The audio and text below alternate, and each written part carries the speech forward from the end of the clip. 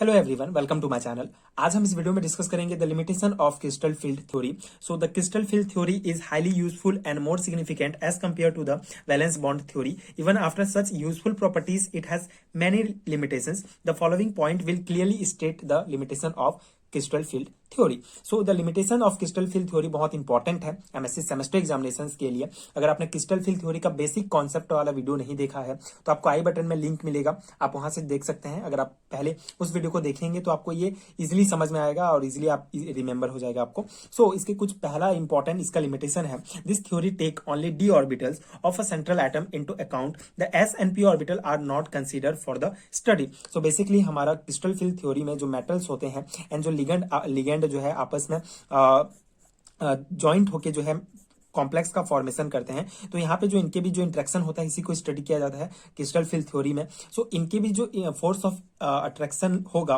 तो यहाँ पे बेसिकली जो मेटल्स होते हैं इसके डी ऑर्बिटल या फिर एफ ऑर्बिटल्स को जो है हम स्टडी करते हैं क्रिस्टल फील्ड थ्योरी में। यहाँ पे पी एंड एस ऑर्बिटल्स को जो है कंसीडर नहीं किया जाता है। इसका एक इंपॉर्टेंट जो है लिमिटेशन है।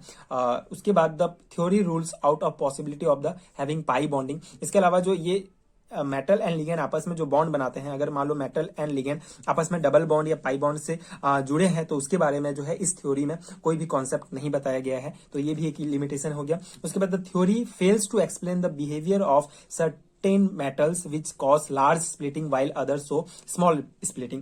so कुछ जो मेटल्स हैं, कुछ सर्टेन मेटल्स हैं, उसको इस थ्योरी जो है उनको एक्सप्लेन नहीं कर पाया है। इसका कारण है कि जो कुछ जो मेटल्स होते हैं वो लार्ज स्प्लिटिंग प्रदर्शित करते हैं, कुछ मेटल स्मॉल स्प्लिटिंग जो है प्रदर्शित करते हैं, तो उसके बारे में भी ये जो क्रिस्टल फील्ड थ्योरी है उसको जो है एक्सप्लेन नहीं कर पाया है, तो भी इसका एक लिमिटेशन होगा। उसके बाद the assumptions that the interactions between metal ligand is purely electrostatic cannot be said to be a very realistic। so ये assumptions है कि बेसिकली जो मेटल एंड लिगेंड के बीच जो फोर्स ऑफ अट्रैक्शन होता है ये इलेक्ट्रोस्टैटिक होता है, मतलब कि ये आयनिक बॉन्ड होंगे, तो ये कहा गया है क्रिस्टल फील्ड थ्योरी में, जो कि रियलिस्टिक नहीं है, बहुत ज्यादा रियलिस्टिक नहीं है, इसलिए इसका एक लिमिटेशन के पॉइंट में आएगा।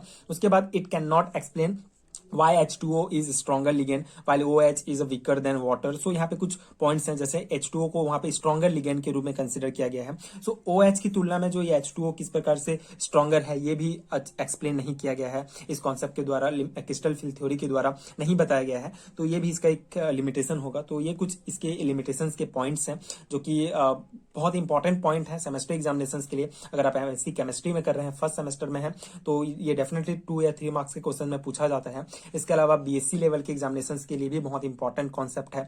सो आप प्लीज एक बार चेकआउट कर लीजिए क्रिस्टल फील्ड थ्योरी का बेसिक कॉन्सेप्ट समझने के लिए। आपको आई बटन में लिंक मिलेगा। इसके अलावा अगर आपको एमएससी सेमेस्टर एग्जामिनेशन से रिलेटेड हैंडमेड्स नोट चाहिए तो आपको नीचे लिंक मिलेगा पीडीएफ स्टोर का, आप वहां भी चेक कर सकते हैं। वहां आपको एमएससी सेमेस्टर एग्जामिनेशन से रिलेटेड सारी हैंडमेड्स नोट्स मिल जाएंगे। सो आगे की वीडियोस देखने के लिए चैनल के साथ जुड़े रहिए। प्लीज सपोर्ट कीजिए, like share and subscribe to my channel and thank you so much for watching.